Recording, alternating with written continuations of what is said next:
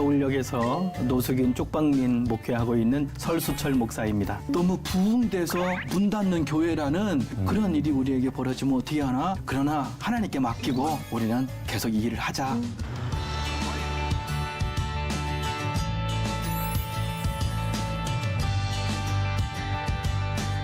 내가 어떻게 이들을 버릴 수 있겠어? 과거에서부터 지금까지 인도해 주신 그 하나님의 섭리가 지금의 나를 지탱해 주는 힘이 되었던 것 같아요. 옷이 달린 그 판자를 아플 걸 알면서도 끌어안는 그 마음. 그리고 여기 우리 따뜻한 우리 집이 있는데 꾸역꾸역 또 서울역으로 발걸음을 옮기실 때 그 심정이 어떠실까 가늠이 되는데, 그럼에도 불구하고 또 목사님 이 지퍼 사역을 통해서 잃은 것보다는 얻은 게 많다고 고백을 하셨다고 했어요. 네. 쪽방 교회도 열심히 가고 엄청난 죽을 각오로 쪽방 교회를 개척을 해서 했는데 또 제 아내가 백혈병으로 쓰러지니 그 재발됐으니 이제는 이제 치료를 못하겠지 하면서 저도 절망을 했어요. 그런데 저를 얼마나 불쌍히 여기셨는지 수많은 사람들이 중보 기도를 해주시고 이 목회 하시는 목사님 사모님이 쓰러졌다.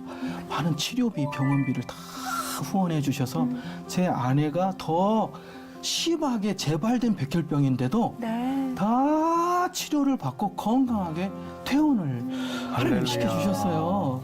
정말 대단합니다. 저는 또 이제 빚졌잖아요. 그래서 중단하면 안 되잖아요. 또 저에게 은혜를 베풀어 주신 분에게 또 이 사역을 통해서 은혜를 갚아야 되고, 또 이제 첫 번째는 제 아내를 다시 살려주신 하나님께 감사하고, 두 번째는 처음에 쪽방 식구들을 만났을 때는 정말로 비참했어요.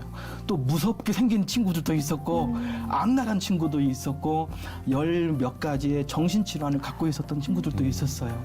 근데 찬양 사역하며 지퍼 사역하며 같이 병원 치료까지 해주는 지퍼 사역을 통하여 3년 4년 지나면서 다 고침을 받아서 이제는 이들이 예전에는 밥을 얻어먹는 신세였는데 지금은 저와 함께 많은 노숙인에게 빵을 나누어주는 신세가 되고 저희 목회에 가장 오른팔 왼팔이 되어서 교회의 큰 일꾼이 된 거, 저는 그게 가장 큰 열매라고 생각합니다. 너무너무 할렐루야. 감동입니다. 정말 앞으로 하나님의 복음의 역사가 목사님을 네. 통하여서 죽고자 하는 자 살리시는 네. 그 역사가 오늘 현장 속에서 나타나는 걸 보게 됩니다. 아멘입니다. 네. 또 우리 노숙인 분들을 모아서 네. 또 찬양 선교단을 만드셨대요. 찬양 선교단? 네. 드림 찬양 선교단이라고 이름이 너무 예쁘다. 네. 그렇죠? 네. 이 사역의 은혜 열매가 어마어마하다고 하는데 최성실 PD가 그 사역의 현장에 다녀와 봤다고 합니다. 화면으로 만나보시죠.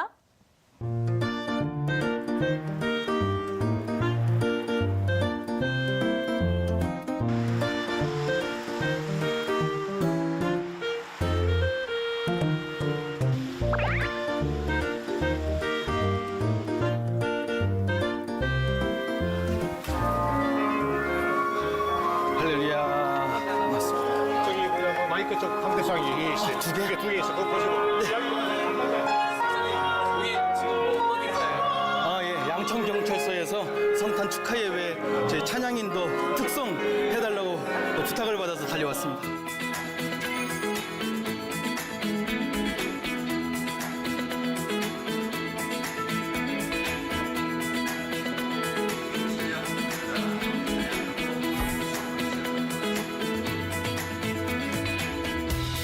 가운데 있는 예쁜 처자는 시각장애 4급과 중증장애가 있고요. 그리고 우리 신랑 싱어는 뇌병변 장애와 여러 가지 복합장애가 있고요. 똑바로 보고 싶습니다. 똑바로 걷고 싶습니다만은 그렇게 똑바로 본 적은 없어요. 똑바로 걸은 적도 없고, 그래도 나 같은 이 모습을 그대로 써주시는 하나님께 이 몸 다 바쳐 찬양하기로.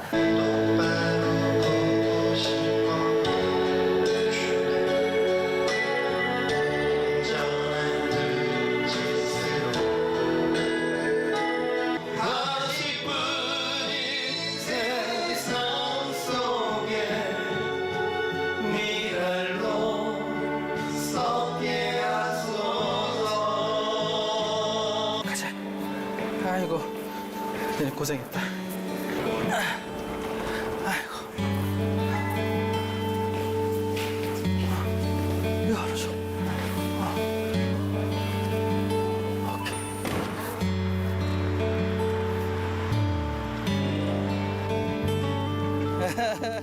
굉장한 큰 은혜를 받았고 참 귀하다라는 생각을 많이 했습니다. 경찰 선교라는 것 자체가 취약점인 그러한 지역들에 대해서 노력하시고 봉사하시는 분들에 대한 또 배려와 또 기도 차원에서 또 초대해서 이렇게 같이 참여하게 되었습니다. 몸이 불편하신데도 이렇게 추운 날씨에 저희 쪽에 같이 오셔서 예배를 드려주신 것만으로도 너무 감사하고 너무나 같이 은혜로운 시간이었던 것 같아요. 너무 감사했어요.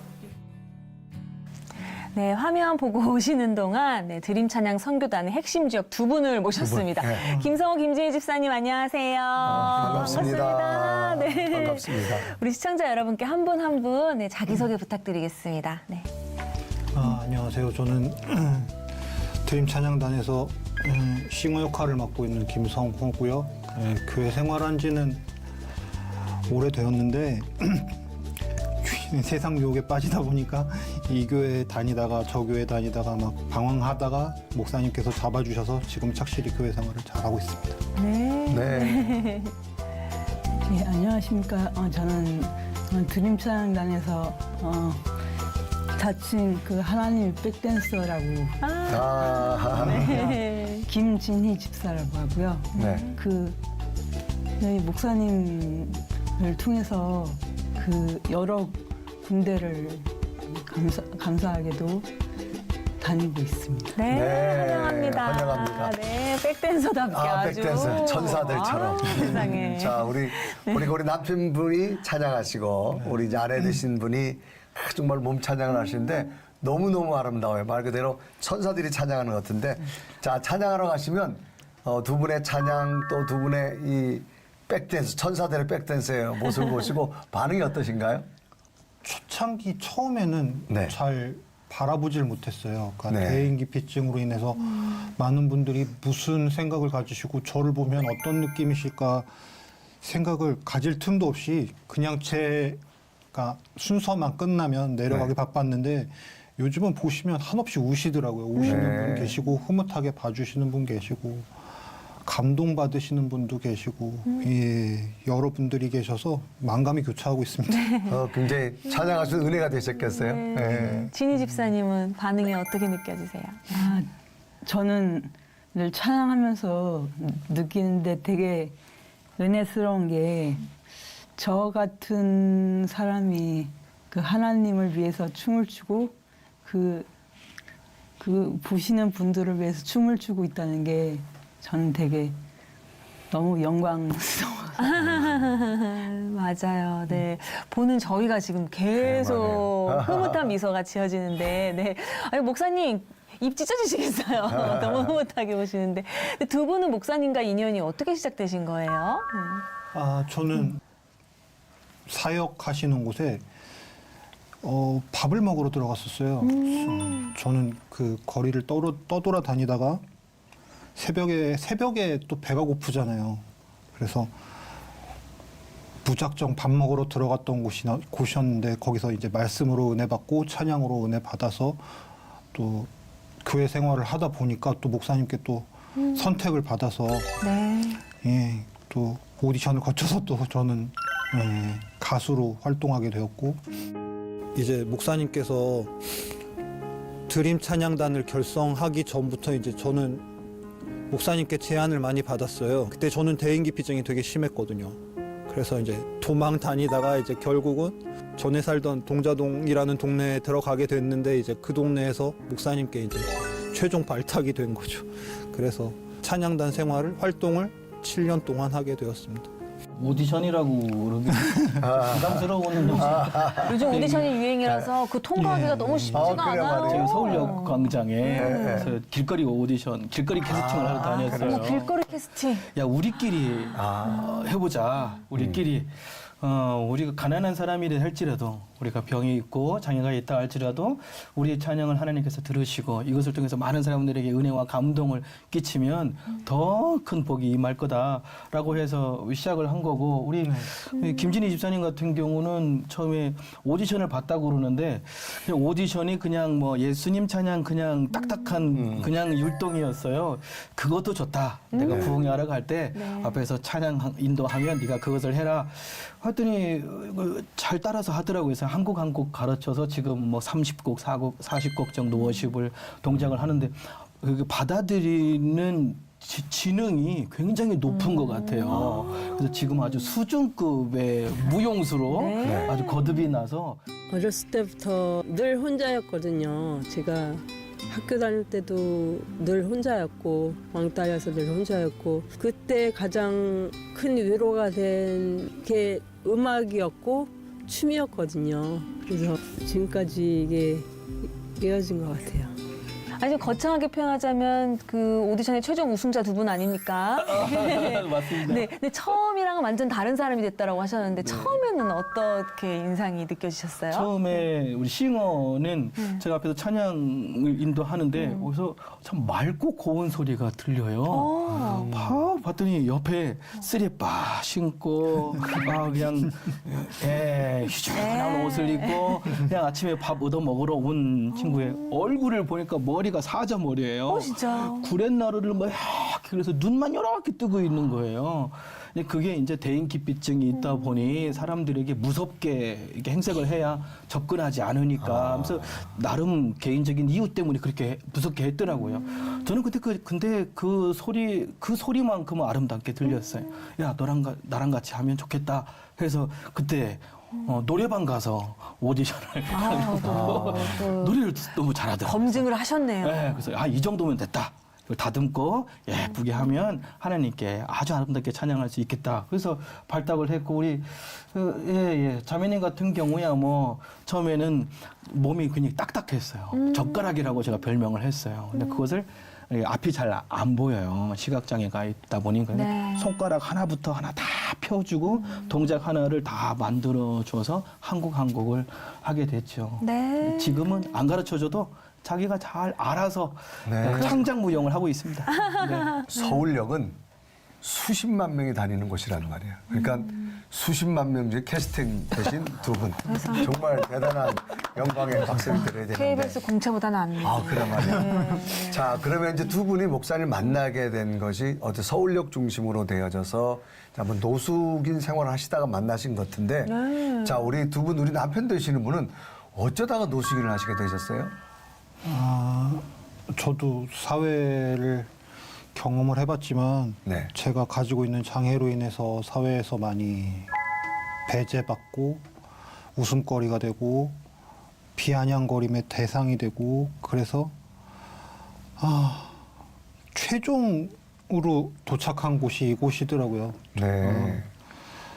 갈 때마다 장애가 왜 그러냐, 왜 몸이 불편하냐 이게 걱정해주는 말씀들이 아니라 왜 그런데 이 일을 하려고 그러냐 그러는 비꼬는 듯한 말투들 때문에 저는 이제 세상에서 버림을 받았다 그럴까요? 네. 버림받아서 최종 도착한 곳이 서울역인데 서울역에서 이제 인생의 전환점을 맞이한 거죠. 터닝 포인트를 맞이해서 목사님을 또 만나 뵙게 됐고 인생이 전환이 돼서 이렇게 또 찬양 사역자로 쓰임도 받고 목사님께 감사드리고 있습니다. 근데 처음에 목사님 뵐 때는 아마 굉장히 모습이 마치 어떤 괴수 같은? 괴수 같은 그런 편인데 어떤 그 뭐 질병을 가지고 계셨었나요? 저는 이제 선천적으로 뇌병변 장애가 있습니다. 네. 뇌에 물이 차서 이제 되게 머리가 커 보이는? 모르겠어요. 전 군대 갈 때까지 몰랐는데 그걸 네. 숨기고 계셨던 것 같아요. 부모님께서. 네. 군대 가기 전에 이제 MRI를 찍었죠. 그랬더니 뇌병변 장애이십니다. 판정 받고 저는 이제 장애인이 됐던 것 같습니다. 뇌에 물이 찼다는, 그러니까 태어날 때부터 뇌수증이라고 판정을 받았고요. 군대 가기 전 MRI를 찍으면서 이제 그 사실을 알게 되었어요. 저는 어쩔 수 없이 장애를 가진 채로 밖으로 이제 나와야 했죠. 그때가 IMF 지나고 가정이 좀 기울어져서 20살 초반에 가족으로부터 버림을 받았어요. 그럼 몸에 어떤 현상이 뭐 심리적으로 나타나나요? 걸음걸이가 부자연스러워요. 그리고 걸음걸이가? 일반인들보다 걸음걸이가 부자연스럽고 또 그 뇌병변 장애 외에도 어려서 교통사고를 좀 당해서 다른 분들이 보시면 약간 소아마비 그 분들과 비슷한 이제 증상들이 좀 제가 이제 그런 장애를 가지고 있음으로 인해서 이제 네. 사람들이 불쌍하게 여기시기도 하시지만 되게 좀 약간 거리를 두게 하시는 그렇게 말씀들을 느껴지는. 많이 하셔서 걱정을 빙자한 뭐 그런 말씀들을 많이 하셔서 제가 그분들하고 이제 거리를 두게 된 거죠. 아, 세상 사람들은 다 나의 적이야. 세상 사람들은 다 다가가선 안 될 사람들이야. 그리고 기피하게 되고 그때 또 경제적인 그러니까 IMF 이후여서 네. 집안 경제 사정도 안 좋고 또 동생들과 좀 나이 차이가 있어요. 그래서 부모님께서는 그들을 이제 키우시겠다 집중하시고 저는 이제 20살이 넘었기 때문에 자연스럽게 이제 나와야 되는 상황에 그런 말씀을 하시더라고요. 나가서 살아줬으면 좋겠다. 그렇게 말씀하셔서 저는 수긍하고 그럼 주로 나와서 어떤 일을 좀 하셨어요? 저는 이제 백화점에서 일을 하고요. 네. 주로 백화점에서 일을 많이 했습니다. 그럼 그러다가 직장도 그만두시고? 그렇죠. 그런 이제 편견들, 네. 그런 좀 불편한 얘기들이 많이 돌아서 그만두고 두다 보니까 이제 최종적으로 온 곳이 서울역이었는데 서울역에서 인생의 전환점을 맞이하게 되었죠. 그렇게 네, 그런 경험을 좀 했습니다. 직업을 찾아서 하다가 그냥 갖고 그만두게 되신 삶이었구나. 그러면서 일반 사람들과 떨어져서 예. 그냥 그런 곳으로 함께 홀로 살아가는 삶을 사셨는데 예, 차라리 혼자가 편하겠다. 혼자서 일어서 보자라고 생각했는데, 예. 그러다 보니까 뭐 스스로 뭐 자기 머리도 그냥 가꾸지 않고 수염도 가꾸지 않고 나 말 네, 걸지 네, 마. 네. 차단하신 거죠. 그럼 처음 왔는데 쪽방에서 살았어요. 네. 쪽방 건물이더라고요. 굉장히 좁은 데서. 네. 한번 들어가면 그 쪽방에 사는 분들 중에서도 은둔 기간이 꽤 긴. 한 달, 석 달을 바깥으로 안 나오고 그 어두운 데서 지내는. 어두운 데서. 그러다가 저를 만나서. 만나게 되신 거구나. 예, 예. 그리고 아내 되시는 분은 어떻게 이쪽에 노숙자 이쪽으로 오셔서 목사님을 만나게 됐나요? 아, 저도 가출을 한 케이스라서 네. 그 처음에는 이 서울역으로 온 게 아니고 네. 이 그 강변 터미널 아시죠? 네. 예, 그쪽을 통해서 이렇게 오다 보니까 어떻게 하다 보니까 서울역에 왔는데 서울역에 오기 전에는 충정로역이라고 네. 거기서 제가 그 박스나 네. 뭐 깡통 이런 걸 팔면 돈이 된다. 네. 어디서 들은 소문이 있어서 제가 그거를 밤새 잠도 안 자고 제가 충정로에 와서 밤에 잠을 잘 못 잤거든요. 걸어 다니고 그랬었거든요. 그 이유가 제가 시력이 안 좋다 보니까 남자들이 주변에 와가지고 그 도와준다는 일목하에서 저랑 뭐 잠자리를 제공했을 테니까 그런 걸 요구하거나 그게 가장 힘들었어요. 그럼 주로 그 충정로 그쪽 역에서 서울역 왔다 갔다 하시면 주로 그럼 생활은 어디서 하셨어요? 생활은 돈이 있으면 네. 그 편의점에서 라면이라든가 네. 뭐 이런 거 사 먹고 또 여유가 좀 되면 뭐 PC방이라든가 찜질방에서 자기도 먹기도 하고 하시고. 방에서 네. 자기도 하고 굉장히 스케줄이 네. 노숙하면서도 스케줄이 빡빡했어요. 아. 아침을 어느 이제 무료 급식소에서 먹으면 네. 또 점심은 거기서는 운영을 안 할 수 있거든요. 그러면 점심은 저기 성남의 모란시장 거기 가서 먹자 그러면 거기까지 가는 시간이 점심 때까지예요. 그러면 이제 거기 저녁을 또 다른 곳이 있으면 저녁 먹으러 또 가요. 그러니까 하루에 끼니를 해결하기 위해서 그냥 시간이 그냥 쭉 지나가더라고요. 그러다가 서울역은 거기도 이제 어느 좁은 교회나 그런 데 있으면 바닥에서 얻어서 잠만 자고 지내다가 거기서 신랑을 만나서 쪽방에서 둘이 그 좁은 데서 둘이 동거하고 살고 있더라고요. 그래서 야, 신혼생활은 그렇게 하면 안 돼. 저도 신혼생활을 어렵게 했으면서 신혼생활은 그렇게 하면 안 돼. 하면서 이 부부가 동거한 것 때문에 급하게 집을 얻어줘야 되겠다 싶은 생각에 제가 쪽방 교회를 일찍 개척하게 된 것도 이 부부 때문에 그렇게 된 거예요. 지퍼 사역이 김성호 집사님이 계기가 됐어요. 쪽방촌에 살고 있더라고요. 얼마 안 돼서 예쁘지는 않지만 당시에 아무튼 아리따운 처녀랑 같이 살고 있다는 거예요. 니네 신혼생활은 그렇게 하면 안 돼. 내가 집을 얻어줄 테니 신혼생활 내가 얻어준 집에서 같이 하자. 그래서 방 3칸짜리를 얻어줬어요. 그게 지퍼사약이 됐어요. 네. 그렇게 또 인연이 되셨구나. 네. 예.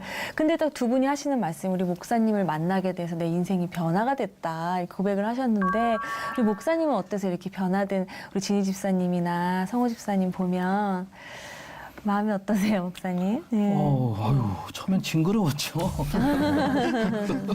이거 무섭고. 저희 교회 서울역에선 김진희 집사님을 모르는 사람이 없어요. 그 정도예요? 너무 춤을 잘 추고 너무 해맑고 긍정의 소스들이 막 바깥으로 팍 샘물이 솟아나니까 그런데 처음에는 너무 징그러웠어요. 너무 이게 정신적인 질환이 너무 많았어요. 이제 상담도 많이 받고 병원도 많이 다니고 약도 많이 타먹었을 정도로 처음에는 상담사가 18가지인가 리스트를 적어주더라고요. 그 정도로 심각했고 남편이 그래도 나는 결혼했으니까 돈 벌러 나가야지. 공공물로 나가면 집 나가면 안 된다고 출근을 못하도록 다리를 붙잡고 말리기도 하고 불안해서.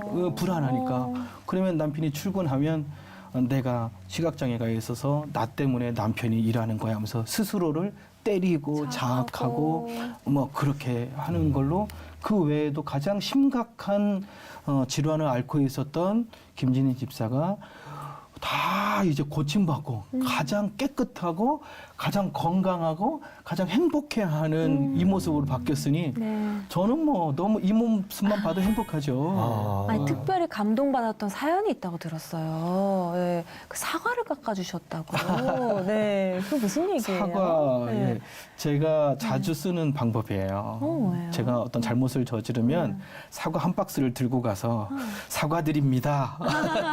사과드립니다.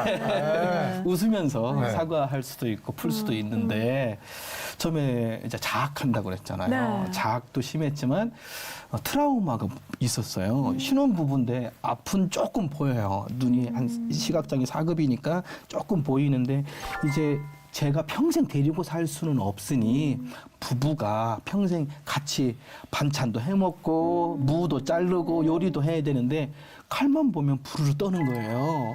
그리고 저기 끝에 칼이 있는 건 어떻게 그 낮은 시력으로 그걸 볼 수 있는지 칼끝을 보면 바로 떨고 발작하는 증세가 있었어요. 그걸 몇 년 동안 하고 있더라고요. 왜 그런가 나중에 알게 됐어요. 저는 나중이라고 하는 말은 처음에 묻지도 따지지도 않고 이 아이들을 품다 보니 묻지도 않아요. 과거를 잘 몰라요. 훗날에 알게 된 사실은 새엄마 1, 새엄마 2, 새엄마 3를 거치면서 성장해 왔어요. 그러다가 어떤 새엄마가 성격이 굉장히 괴팍했었던 모양이에요. 식구들은 다 밥을 먹고 학교로 일자리로 가는데 앞을 잘 못 보니까 밥을 좀 늦게 먹겠죠. 설거지하는 시간까지도 밥을 먹고 있으니 빨리 먹어라 재촉하다 보니 저희 공동체에 와서도 찬물에 밥을 말아먹는 습관이 있더라고요. 빨리 먹으려고. 두 번째는 칼은 뭐냐 했더니 이 기다리다 못해 새엄마가 주방에 있는 칼을 들고 화가 나니까 찔러 죽이겠다고 어린 딸한테 본인 딸은 아니지만 들이민 걸 본인 그게 무서워서 그때부터 충격과 트라우마가 청년 지금까지 있었던 거예요. 그런데 제가 찬양 선교단을 만들어서 그럼에도 불구하고 하나님께 너의 모습을 온전히 바치자 해서 그것이 1년, 2년, 3년, 4년 가다 보니 어느 날 1월 달 돼지 감자보다도 더 못생긴 사과를 깎아왔어요. 상을 깎으셨어요. 저는 이제 아버지라고 부르거든요. 아버지 드세요. 그렇게 무서워했던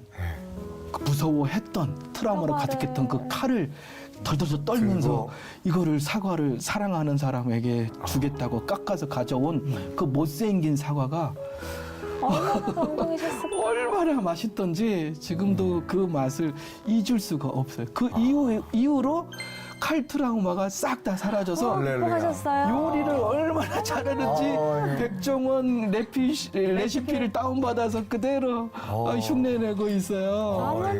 자, 그래서 두 분이 이제 만나셔서 두 분이 이제 정식 가정을 이룰 수 있도록 결혼식을 해주셨는데 주례도 목사님이셨다 그래요? 결혼식은 못할 뻔했죠. 아니 처음에 이제 동거를 하고 자기들끼리 혼인 신고를 해버렸어요. 거기서는 쪽방촌엔 혼인 신고하고 사시는 부부들이 많지 않아요. 네. 왜냐면 따로따로 뭐 수급을 받는다든지 그러한 제한이 있어서 근데 뭘 모르고 했다고 해요. 그런데 한참 공공근로라든지 수급 타는 쭉 세월이 있었는데 갑자기 끊어졌어요. 알고 봤더니 혼인신고하면 재산이 잡히는데 우리 김준희 집사님이 부자였던 거예요, 집안이. 그래서 이 수급 대상자에서 제외가 된 거예요. 그래 어렵게 사는데 그거라도 타고 살아야 되는데 그래서 우리 이제 혼인신고하지 말고 이혼하자 서류상으로 네. 이혼을 결심했어요. 그 전까지 얘네들은 목사님 좀 저희 정식으로 결혼은 하고 싶습니다. 결혼식 줄에 좀 서주십시오. 저한테 부탁을 하더라고요. 그래서 나는 결혼식 줄에 해주고 싶지만 난 너희들이 많은 사람들에게 축복을 받는 축하받는 그런 데서 해주고 싶다. 여기서 했다간 너희들이 쪽방민들 노숙인들 국수 다 해드리려면 돈이 더 많이 들어가. 그래도 축의금이라도 받으면서 해야지. 라는 약속을 늘 했었어요. 네. 그런데 그것도 이루지 못하고 이혼해야 되겠다고 이혼 서약서를 썼어요. 혼인신고 한 것 때문에 수급도 끊어지고 정부 지원금이 다 끊어지는 위기가 있어서 다시 이혼하자 그랬어요. 그래도 구청에 가서 이혼도장 찍으려고 마음에 다짐을 했는데 어디서 갑자기 전화가 왔어요. 설 목사님, 설 목사님 데리고 있는 장애인 부부 있죠? 결혼시켜 주십시다. 서울시청 앞에 큰 잔디밭에서 수백 명의 하객들이 있는 곳에서 그렇게 해드리겠습니다. 그렇게 갑자기 저희 교회를 후원하시는 어떤 목사님이 이 둘만을 위한 어마어마한 성대한 결혼식을 이혼하겠다고 약속한 지 3일 만에 그러한 소식이 들린 거예요. 네. 그래서 이혼 서약서 쓴 다음에 한 달도 안 돼서 성대한 결혼식을 하게 됐죠. 누구도 하지 못한 그곳에서. 세상에. 네. 그 어디야 도대체. 그래만 해. 아유, 부럽다. 네. 네.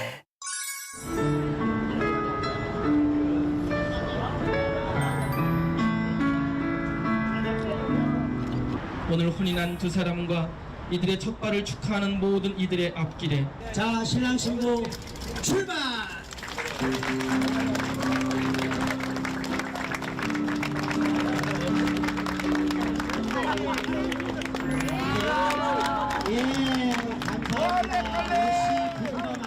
결혼식 때 서약한 게 있어요. 저는 집사람의 눈이 돼주고 집사람은 저의 다리가 돼주고 그런 서약 내용이 있어서 지키려고 많이 쓰고 있습니다. 저희 남편은 결혼 서약대로 잘 해주고 지금까지 한 번도 결혼 기념일이나 생일날을 한 번도 까먹어 본 적이 없어요. 그래서 고맙죠. 고맙고 행복하고 제가 가장 행복한 것 같아요.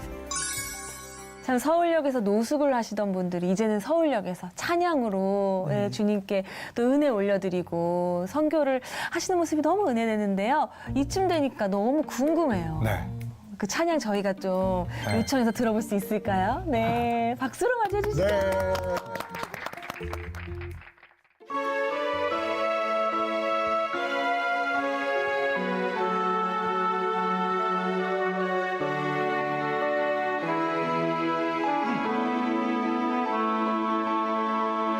똑바로 보고 싶어요 주님 온전한 눈짓으로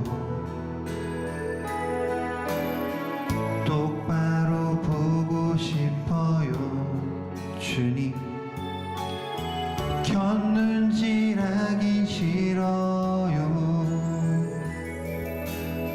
하지만 내 모습은 온전치 않아 세상이 보는 눈은 마치 날 죄인처럼 멀리하면 외면을 하네요 주님 이 낮은 자를 통하여 어디에 쓰시려고 이렇게 초라한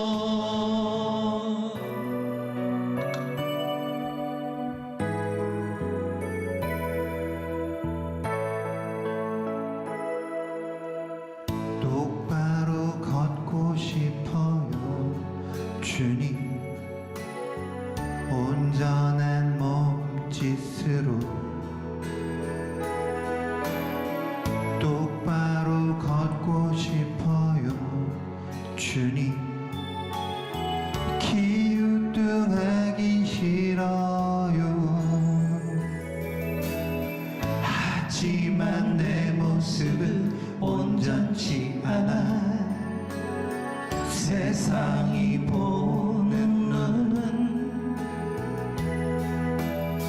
마치 날 죄인처럼 멀리하면 외면을 하네요.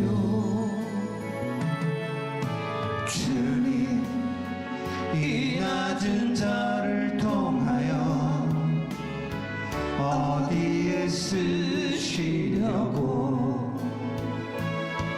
이렇게 초라한 모습으로 만들어 놓으셨나요? 당신께 드릴 것을 사모하는 이 마음뿐 이 생명도 달라지면 십자가에 놓겠으니 허울 뿐인 육신 속에 찬빛을 심게 하시고 가시뿐인 세상 속에 미랄로 썩게 하소서.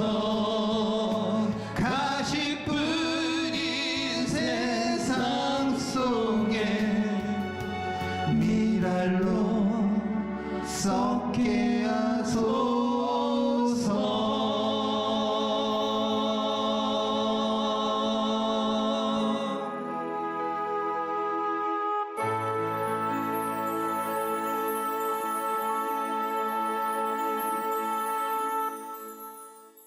정말 너무나 아름다운 찬양에 참 감동이 되고 그냥 찬양보다도 두 분의 삶을 듣고 나니까 오히려 오늘 이 찬양 한 소절 한 소절 율동 마디마디 하나가 정말 하나님의 은혜 없이는 할 수 없었던 그런 놀라운 변화의 찬양이었다 생각되어지는데 혹시 이제 목사님께서는 또 다른 목사님께서 노숙인 사역을 하고 계시는 목사님들이 계신 분들이 많은데 그분들에게 한번 쭉 이렇게 부탁하고 싶은 말씀이 어떤 게 있을까요?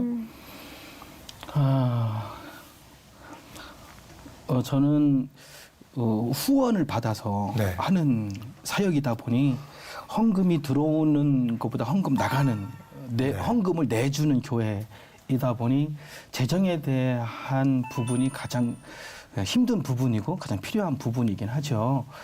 근데 저는 이 사역하시는 다른 분들에게 죄송하지만 저는 누구에게 도와달라고 여태껏 8년 동안 한 번도 못 했더라고요. 그걸 몇 달 전에 알게 됐어요. 네. 그냥 십시일반 이 사역을 어떻게 방송을 통해서나 어디서 알게 돼서 도와주시는 분들 때문에 이 사역을 하게 됐어요. 그런데 그러면 창대교회는 왜 이렇게 부흥되고 왜 이렇게 매주 터질 정도로 많은 분들이 오시나 봤더니 빵이 필요해서 오시는 분들도 계신데 그분들 중에 반 이상은 말씀이 좋아서 오신다는 분들이 저희 교회 특징이라고 하더라고요. 네. 그래서 저도 이런 계산을 해봤어요. 작년에 이게 부흥돼서 문 닫는 교회가 되면 안 되는데 나 내년부터는 영업하러 다녀야 되나? 많이 후원 좀 해달라고 이렇게 해야 되나? 왜 우리 교회가 이렇게 넘쳐나니까. 근데 마음의 한켠에는 설교를 들으러 오신다는 분이 많은데, 즉 이분들은 말씀을 이게 긴하게 듣는다는 건 삶이 변할 수 있다는 가능성이 100% 올라가는 거거든요. 나는 설교 준비하는 시간이 더 필요해 라고 결단을 하다 보니 재정에 대한 부분은 제가 까먹고 있게 된 거더라고요. 그러나 제가 결단하고 싶은 건 생명을 살리는 건 하나님의 말씀이다라고 저는 그렇게 믿어 의심치 않습니다. 많은 목사님들이 이들에게 희망의 메시지, 천국의 메시지를 잘 요리해서 밥을 퍼주는 것만큼 하나님의 말씀도 잘 요리해서 삶과 사랑과 이들을 존중하는 마음까지 담아서 설교하면 그 설교 들으려고 많은 사람들이 올 거고, 또한 하나님께서 그러한 교회는 문 닫게 할 수 없다. 하나님께서 기적처럼 천사를 보내어서 자산가를 보내어서 물질은 채워주실 거다. 반대로 물질 쪽에 집중하다 보니 생명을 살리는 영혼을 쳐다볼 수 있고 돌볼 수 있는 부분은 마음이 덜 가지 않나. 제 경험사고는 그렇습니다. 그래서 이 방송을 통해서 부탁드리고 싶은 말씀은 이분들에게 빵과 사랑을 나누어 드리는 만큼 하나님의 말씀을 맛있게 요리해서 감동과 그리고 은혜가 넘치는 교회로 만들어준다면 천국이 바로 이곳이다. 이것이 될 수 있다라는 말씀을 감히 드려보겠습니다. 네, 할렐루야입니다. 아마 목사님은 또 목회 현장 속에서 이런 두 분의 열매를 보셨고 또 정말 죽고자 했는데 여기까지 살아서 목회한 것, 가정을 살리신 하나님의 분명한 체험과 소명이 아주 분명하시기에 마치 말씀은 요리가와 같은 거와 똑같으니까 아마 그런 역사가 목사님 통해서 일어나리라고 저는 기대됩니다. 네. 우리 집사님, 목사님 뵈니 어떠신가요? 정말 우리 아까 처음에 말씀하신 것처럼 죽으러 오셨잖아요. 내 그냥 삶을 끝내러 오신 것에서 생명을 발견하셨다는 것이 정말 하나님은 정말 뜻이 없이는 일하지 않으신다. 분명한 뜻이 있고 계획이 있으시다는 것을 오늘 또 느꼈는데 우리 두 집사님들께서도 오늘 이렇게 이게 조명을 받으며 찬양을 올려드리는 거 몇 년 전에는 상상하지 못하셨던 일일 것 같아요. 네, 앞으로 기도 제목이 있다면 원대하게 한번 나눠주시면 저희가 함께 기도하겠습니다. 지금 대한민국 교회들이 많이 사라지고 있다고 하시더라고요. 다시 제2의 부흥, 제3의 부흥이 일어나서 대한민국이 하나님의 은혜로 넘쳐나는 나라가 됐으면 좋겠고요. 그 은혜를 모든 국민들이 다 함께 했으면 하는 바람입니다. 우리 집사님은 아내 되는 집사님. 저는 지금 저희 교회가 넓어지다 보니까 저희가 수요일, 주일날 예배를 항상 드리는데 그때마다 이렇게 인원이 150분, 130분 이렇게 되시다 보니까 저희 교회가 다 수용을 못하죠. 그러다 보니까 제가 말씀드렸어요. 저희 남편이 얼마나 꿈을 꿨대요. 저희 교회 3층, 2층이 고시원인데 거기를 저희 교회로 확장해서. 또 얻자고 또 얘기를 하더라고요. 하더라고요. 목사 믿음보다 더 커요. 또 사모님이셔. 또 집안 살림을 또 가꾸셔요. 또 기도하겠습니다. 목사님. 기도는 반드시 이루어지니까요. 목사님 절레절레 하시면 안 됩니다. 아멘 하셔야 됩니다. 아니 평신도들 믿음이 이렇게 큰데 아주 너무 행복하시겠습니다. 목사님 기도 제목 어떤 게 있으신가요? 18평이 있을 때도 70명이 들어왔는데 넓은 처소 달라고 해서 응답받아 60평에 100개 의자를 놨더니 지금은 130명, 150명 또 1년도 안 돼서 또 차고 넘쳐요. 여쭤봤어요. 왜 이렇게 우리 교회로 많이 오시냐. 다른 교회로도 가시라. 했더니 우리 교회는 존중해 준다는 말씀 하시더라고요. 왜 다들 이 사역 하시는데 여러분들 존중하지 않습니까? 그렇지 않대. 우리도 눈칫밥이 몇십 년인데요. 이곳에 존중받는 느낌이 좋대요. 말씀이 좋아서 오신대요. 그러면 더 많이 확장하고 싶은데 교인은 없고 봉사자는 없고 나 혼자 어떻게 해야 되나. 그래도 해보자 하는 게 그래서 평신도의 믿음을 아멘으로 제가 받아서 아멘 했어요. 그래서 하나님 넓은 처소 주십시오. 그리고 저희가 성경대학을 열려고 해요.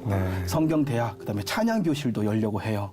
그러면 오시면 빈손으로 보내드릴 수 없거든요. 하나님 재정도 주십시오. 그래서 성경대학 찬양교실 그리고 고시원 건물도 하나님 주십시오. 하나님 잘 키워서 더 많은 영혼들 살리는데 제가 쓰임 받겠습니다. 그게 기도 제목이고 제 꿈이 또 됐습니다. 아멘입니다. 우리 목사님 말씀을 듣다 보니까 정말 제 가슴도 그렇고 우리 집사님 마음속에 또 정말 하나님 지금도 살아계시다라고 하는 그런 분명한 고백이 함께 나오게 되어지는데 귀한 사역 정말로 우리 함께 마음 모아서 응원드리고요. 2024년 우리 모든 세 분의 기도 제목이 잘 이루어져서 아름다운 결실이 되기를 저희도 함께 기도드리겠습니다. 아멘. 감사합니다. 우리 입사님 마지막 네. 우리 두 분을 뵈면서 어떤 말씀하실까요? 건강하셨으면 좋겠고 건강, 또 예. 계속 건강하셔야 아름다운 찬양을 또 올려드릴 수 있고 방송 전에 우리 목사님께서 성견을 지금 모니터를 해보니 너무 위대한 분이 많이 나오시더라. 우리는 놀고 먹는데 이거 나올 주제가 되겠느냐 이러셨어요. 그러셨어요? 누가 봐도 너무 힘든 사역이신데 이렇게 즐겁게 하시니 하나님이 뭐 행하지 않으실 수가 없으실 그렇죠. 것 같아요. 네. 항상 행복한 마음으로 저희한테 즐거운 찬양 또 귀감이 되는 사역 하시기 바랍니다. 나와주셔서 감사합니다. 감사합니다. 감사합니다. 감사합니다. 감사합니다. 제가 제일 좋아하는 찬양 너는 내 아들이라. 저는 부모가 낳기만 했지 저를 키워주지는 않으셨어요. 그런데 하나님께서 늘 너는 내 아들이다. 어떤 부유한 집안에서 자란 아이보다 내가 너를 특별하게 키울 거다. 저는 거짓말처럼 들려왔어요. 그런데 그냥 하나님이 그렇게 키워주시는 걸 경험하면서 살다 보니까 나를 너무 금지옥엽으로 아들로 대해주셨고 잘 키워주셨구나. 그러다 보니까 지금 이 세월까지 오게 된 것 같아요. 너는 내 아들이라 오늘날 내가 너를 낳았도다. 너는 내 아들이라 나의 사랑하는 내 아들이라.